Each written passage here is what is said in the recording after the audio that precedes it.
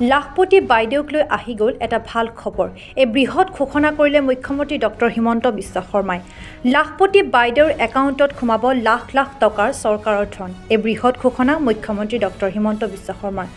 30 লাখ মহিলাৰ তালিকা প্ৰস্তুত কৰিলে ৰাজ্য চৰকাৰে। লাখপতি বাইদেউৰ ধন প্ৰথম পৰ্যায়ত 27 লাখ মহিলাই লাভ কৰিব লাখপতি আঁচনিৰ ধন। মন্ত্ৰী বিধায়কৰ পৰিয়ালে এই আঁচনিৰ পৰা বঞ্চিত হ'ব। ৰাজহ কৰ্তৃত্বৰ বিষয়াৰ পৰিয়ালেও লাভ নকৰিব এই আঁচনিৰ ধন। মদৰ লাইচেন্স ব্যৱসায়িক ভিত্তিত বাহন থকা পৰিয়ালেও নাপাব এই আঁচনিৰ ধন। কোনে কোনে লাভ কৰিব এই আঁচনিৰ ধন তাৰেই ঘোষণা কৰিলে মুখ্যমন্ত্ৰী ডক্টৰ হিমন্ত বিশ্ব শৰ্মাই। দুটাতকৈ অধিক সন্তান থকা মহিলায়ো নাপায় লাখপতি বাইদেউৰ আঁচনিৰ ধন। 3টা কিস্তিত সোমাব এই আঁচনিৰ ধন। প্ৰথম অৱস্থাত মহিলাই লাভ কৰিব 10,000 টকা, ইয়াৰ পিছত 25,000 টকা, পিছত 50,000 আৰু পিছলৈ 1 লাখৰো অধিক ধন লাভ কৰিব লাখপতি বাইদেৱে। এপ্ৰিলত বিহালী সমষ্টিৰ পৰা আৰম্ভ হ'ব লাখপতি বাইদেউৰ আঁচনিৰ ধন প্ৰদানৰ প্ৰক্ৰিয়া। লাখপতি বাইদেউক লৈ মুখ্যমন্ত্ৰী ডক্টৰ হিমন্ত বিশ্ব শৰ্মাৰ এই বৃহৎ ঘোষণা।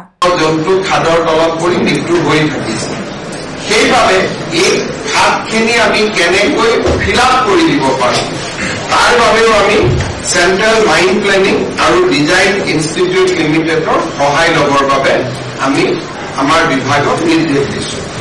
উদাহৰণস্বৰূপত আজি কেবিনেটে এই গুৰুত্বপূৰ্ণ সিদ্ধান্তকেইটা গ্ৰহণ কৰে।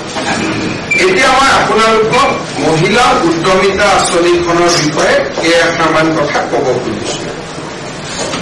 আমাৰ ৰাজ্যৰ আত্মসহায়ক গোটৰ সদস্যসকলক আমি 4 লানি ছাৰ্ভে কৰাৰ পিছত, কাৰোবাৰ 3টা সন্তানত আছে নে তাতকৈ বেছি আছে, বিভিন্ন ছাৰ্ভে কৰাৰ পিছত আমি 31 লাখ মহিলা প্ৰথম পৰ্যায়ত এই আঁচনিখনৰ বাবে উপযুক্ত বুলি আমি ইনফৰমেশ্যন বা আমি তথ্য কালেক্ট কৰিছোঁ।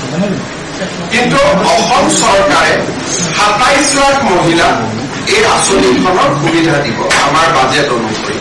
কাৰণ আমি যদিও 30 লাখ মহিলাই পাছ কৰিছে, আমি 27 লাখ মহিলাকহে এই আঁচনিৰ সুবিধা দিব পাৰিম।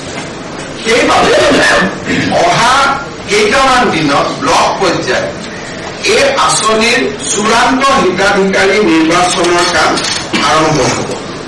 কেবিনেটে সিদ্ধান্ত গ্ৰহণ কৰিছে যে যিসকল মন্ত্ৰী, বিধায়ক, প্ৰাক্তন বিধায়কৰ পৰিয়াল তেওঁলোকে এই আঁচনিখনৰ সুবিধা নাপাব।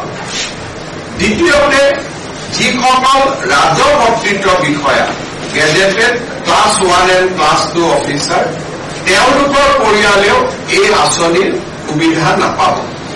যিসকলৰ আমাৰ মদৰ দোকানৰ লাইচেন্স আছে,